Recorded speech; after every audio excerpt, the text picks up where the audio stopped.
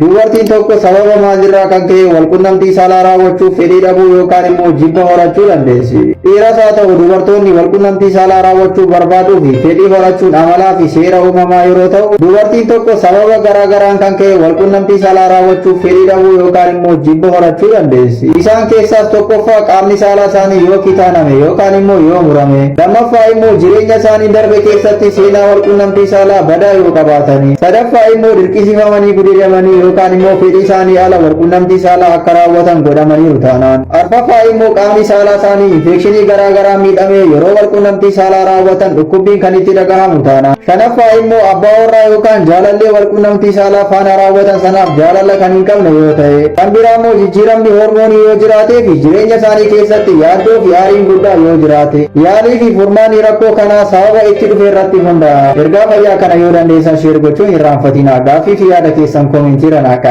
halkan gaarii isiniif haa ta'u.